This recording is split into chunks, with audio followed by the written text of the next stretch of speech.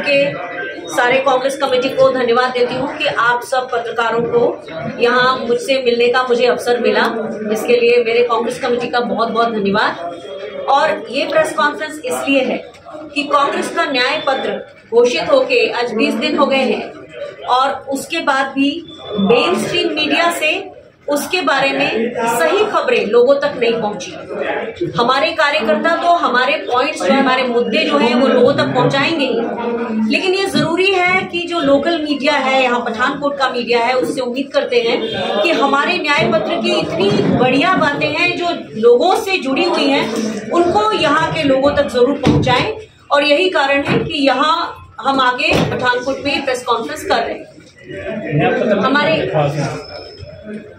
मैं बता दूं, आपके सवालों का स्वागत होगा, लेकिन पहले मैं अपनी बात रख लूं, उसके बाद, है ना। आपको अगर कहीं जल्दी जाना हो तो दूसरी बात है। तो हमारे न्याय पत्र में सबसे पहले हमने बात की है युवा न्याय की, यानी कि आप सभी जानते हैं आज के समय में बेरोजगारी जो है 45 साल में सबसे ज्यादा है और 20 से लेके 28 साल की उम्र के युवा लगभग 40% जो पॉपुलेशन है वो बेरोजगार है, जिसके कारण हमको डेमोग्राफिक डिविडेंड का फायदा नहीं मिल रहा है। आज भी हम विश्व में सबसे ज्यादा युवाओं वाले देश हैं और ये फायदा नहीं मिल पा रहा है। तो कांग्रेस की सबसे बड़ी घोषणा ये है कि जो अप्रेंटिस एक हम प्रोग्राम करेंगे, अप्रेंटिसशिप देंगे। जो भी युवा 25 साल से कम के हैं और ग्रेजुएट हैं, उनको सरकार उनकी पहली नौकरी यानी अप्रेंटिसशिप देगी, जिसमें 8,500 रुपए उन्हें हर महीने दिया जाएगा। और उस पहले साल के अंदर जो उनका, अगर वो प्राइवेट में काम करते हैं तो भी और अगर वो सरकारी में काम करते हैं तो भी, ये बाध्यता रहेगी उस प्राइवेट या सरकारी इंस्टीट्यूट पर कि उनको 1 साल का अप्रेंटिसशिप देना है। उसके बाद वो अपनी स्किल डेवलप करेंगे और उसके बाद वो आगे जैसा जाना चाहे। इसी तरह से दूसरी बात हमने की है कि जो 30 लाख पद हैं, भर्ती भरोसा हमारा जो है, भर्ती भरोसा में 30 लाख पद जो आज सरकार के खाली हैं, उनको हम भरेंगे। एक और हमने बात की है जो इस न्याय पत्र में नहीं लिखी है, लेकिन इस न्याय पत्र के बाकी गारंटीज में लिखी है कि जो अग्निपथ योजना है, जो भारतीय जनता पार्टी की सरकार लेकर हमारी पूरी सेना को कमजोर कर दिया है और युवाओं के साथ भी धोखा है, उसे कांग्रेस और इंडिया गठबंधन की सरकार आएगी तो उसे खत्म करेंगे। एक बात और ये है कि एक नई रोशनी, युवा रोशनी एक योजना होगी जिसमें 5,000 करोड़ का स्टार्टअप फंड होगा और जो लोग 40 साल तक हैं वो इसमें से फायदा उठा सकते हैं, उनको ये मिलेगा। भर्ती भरोसा जिसकी मैंने बात की, उसका एक कैलेंडर हमने परसों रिलीज किया है, जिसमें जून से लेकर और दिसंबर तक फेज्ड मैनर में व्यवस्थित रूप से जो भर्ती है, ना केवल भर्ती निकाली जाएगी, एग्जाम होंगे, रिजल्ट आएगा और नियुक्ति पत्र भी दिया जाएगा। तो उसका हमने एक गारंटी का वो निकाल दिया है ऑलरेडी। इसके अलावा जो गिग वर्कर्स होते हैं, जो कोविड के बाद से सामने आए हैं, जिनको कॉन्ट्रैक्ट पर रखा जाता है लेकिन उनके लिए पीएफ और दूसरे तरह की सामाजिक सुरक्षा नहीं है, उसकी भी बात हमने इस न्याय पत्र में की है। दूसरी चीज है नारी न्याय। तो नारी न्याय में हमारी सबसे बड़ी जो योजना है महालक्ष्मी योजना, और वो क्यों आई है, क्योंकि हिमाचल प्रदेश में और कर्नाटक में हमने महिलाओं को 1,500 रुपए और 2,000 रुपए प्रतिमाह देने की बात की है, जो गरीब महिलाएं उनको। चूंकि ये योजना अच्छी चल रही है इसलिए हमने 8,500 रुपए प्रति माह एक गरीब परिवार की एक महिला को देने की बात की है। मान लिया उस महिला का किसी कारण से निधन हो जाता है तो परिवार के सबसे बुजुर्ग को ये दिया जाएगा। और इसका कारण ये है कि अगर महिलाओं के हाथ में पैसे आएंगे तो अर्थव्यवस्था में खर्च होगा और अर्थव्यवस्था का पहिया घूमेगा। ये है दूसरी एक बहुत खास बात जो कांग्रेस ने कही है कि 50% सरकारी पद महिलाओं को आरक्षित किए जाएंगे। और उसका एक उदाहरण मैं आपको अपने आप में दे दूं। मेरा नाम विंग कमांडर अनुमा आचार्य है। मैं इंडियन एयरफोर्स के पहले लॉजिस्टिक्स ऑफिसर्स के बैच से आती हूं और 1992 में हमारी सरकार ने कहा था कि हम महिलाओं को पेंशन का अधिकार देंगे, लेकिन अटल बिहारी वाजपेयी की सरकार जब 2004 में आई तो उन्होंने पेंशन का अधिकार नॉर्मल लोगों का भी छीन लिया और महिला अधिकारियों को भी जो दिया गया था उसे खत्म कर दिया। तो जब यूपीए की सरकार आ चुकी थी 2004 में, तो सरकार आते ही उन्हें नहीं पता चला, पर जब महिला अधिकारियों ने आवाज उठाई और हमने वो court case Delhi high court में 2010 में जीता, तो उसके बाद जबकि हमारी सेनाएं सुप्रीम कोर्ट में जा रही थी, लेकिन उस समय हम 23 महिला अधिकारी राहुल गांधी जी से मिले और उन्होंने श्री A.K. एंटनी जी से बात करके वायुसेना की महिला अधिकारियों को पेंशन का अधिकार 2010 में दिया था। ये आपको बताना जरूरी है। इसलिए जब हम बात कहते हैं कि 50% महिलाओं को हम आरक्षण सरकारी नौकरी में देंगे तो हम बिल्कुल देंगे।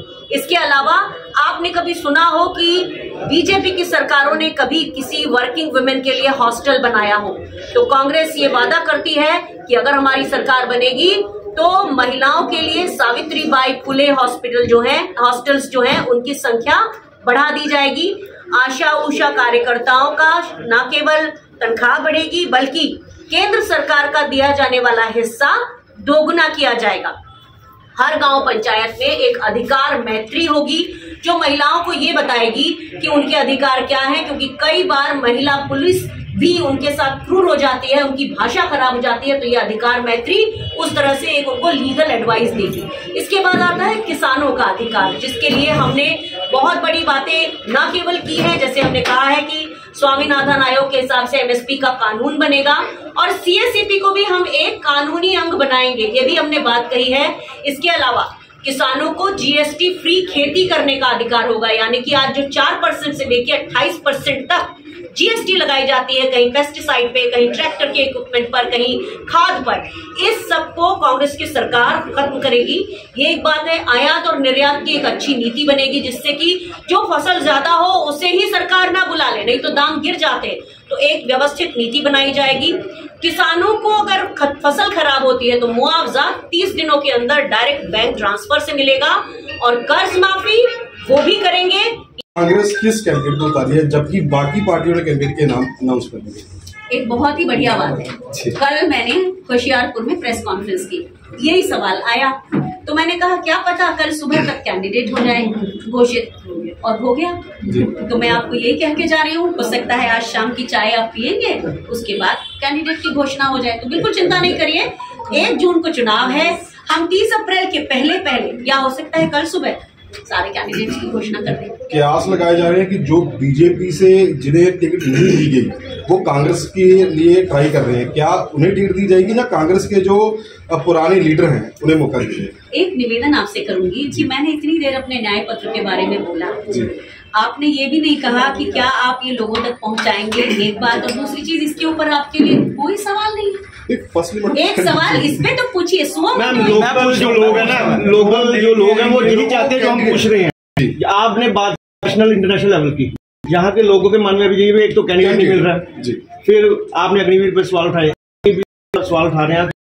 आज भी युवाओं में इतना जोश है, भर्ती पे आप चले जाओ, एक पोस्ट के लिए 500 युवा खड़ा है, तो आप उसको कह रहे हैं वो गलत है। तो फिर मैं आपको 5 दिन भूखा रखूंगी और छठे दिन पूरी खीर की एक प्लेट रख दूंगी और आपको बता दूंगी 1 महीने खाना नहीं मिलेगा। आपको प्लेट आज भूखी, आपको वाले 1 महीने नहीं मिला है, मैं आपको खीर पूरी की प्लेट लोगे उतना है। देश में इस भयंकर बेरोजगारी है कि जहां पर लोगों को किसी तरह का रोजगार नहीं मिल रहा तो वो 1 दिन की भूख को मिटाना चाहेंगे, ऐसा कोई नहीं होता। और एक मिनट के सवाल पूरा जवाब दे दूं। आप पता है 30 लाख लोग के लिए अप्लाई करते थे, आज 10 लाख लोग अप्लाई कर रहे हैं। दूसरी चीज, ऐसे बहुत से अग्निवीर हैं जो वहां जाके भाग रहे हैं, जिसके कारण सरकार कह रही है अब इनको यहीं पर हम पिंजरे में ही रखेंगे, उसकी एक पॉलिसी बना रही है। तो ये सारी चीजें मैं फौजी की तरह कहती हूँ कि 99.9% वेटरन्स और इतने ही फौजी इस स्कीम के खिलाफ हैं, लेकिन बोलने से डरते हैं, तो आपको मानना चाहिए। न्याय पत्र ही देखा होता तो हम ये न्याय पत्र नहीं बनाते। मान के ये जो आप नहीं फ्यूचर में स्टेट्स में ये हाँ बिल्कुल, इसमें कहाँ संदेह है। देखिए कांग्रेस की सरकारें जो कहती हैं वो करती हैं। भारत में जुमले की परंपरा तो नरेंद्र मोदी लेके आए हैं, इसके पहले कभी किसी राजनीतिज्ञ ने क्या आज तक किसी तरह से ऐसे झूठ बोले हैं देश के लोगों को? भाई आपको अगर 15 लाख मिल गए हो तो बता दो, 2 करोड़ जॉब मिल गए हो तो बता दो आप, जैसे अगर नारी सुरक्षा हो गई है तो आप बता दो। तो ये सारी चीजें कांग्रेस जो कहती है वो करती है। मैंने आपको अपना उदाहरण देके बताया था कि हमें 92 में कहा गया था पेंशनेबल सर्विस मिलेगी, उसके बाद हटा दी गई। लेकिन ये जो हमारे न्याय पत्र की 2 बातें और बोलूंगी। एक तो ये आपको भय मुक्त करता है। मैं चाहती हूँ कि आप 22वां इसका जो पेज है उसे जरूर पढ़ें, हम आपको सॉफ्ट कॉपी देंगे, मैंने आशीष भाई को भेजी है। उसका 22वां पेज पढ़िए, आपको पता चलेगा कि आज देश में जिस तरह की नफरत, भय और डर का माहौल है, हम उसके खिलाफ पूरा साहस आपको वापस देंगे एक बार। दूसरी चीज यह है कि जितना भी 10 सालों में भारतीय जनता पार्टी ने डैमेज किया है, इस न्याय पत्र में वो काबिलियत है कि उस डैमेज को वो रिवर्स कर। तो मैं फिर क्या कारण है कि जो बड़े बड़े नेता हैं कांग्रेस के, वो कांग्रेस को छोड़ के अलविदा कह के बीजेपी ज्वाइन कर रहे हैं, उसका क्या मेन कारण है? अगर आप पत्रकार हैं तो पत्रकार की तरह से भी सुनिए, और अगर एक इंसान है तो इंसान की तरह से भी सुनिए कि जो लोग पार्टी ने जिनको ना जाने क्या क्या दिया और बरसों दिया, वो आगे आने वाली प्रतिभाओं के रास्ते में रोड़ा बन के बैठे रहे, दूसरों को मौका नहीं देने दिया, उसकी कीमत पे पार्टी ने उनका साथ दिया, आज वो दूसरों की तरफ जा रहे हैं। तो ये एक तो स्वार्थ है। और दूसरी चीज बहुत ध्यान से समझिएगा, हमारी पार्टी का वोटर और हमारी पार्टी का कार्यकर्ता कहीं नहीं गया है, केवल स्वार्थी नेता जा रहे हैं। तो हमारा वोटर बेस है। हम पार्टियां वादे करती हैं, लेकिन जब कई बार सरकारें बन जाती हैं तो वादे सारे सभी भूल जाते हैं। इन जो न्याय पत्र के माध्यम से जो आप दावे कर रहे हैं, वो कितने सफल हो पाएंगे? एक जवाब आपको देती हूँ, गहरा जवाब है, समझिएगा भी। कांग्रेस की ताकत लोगों से आती है।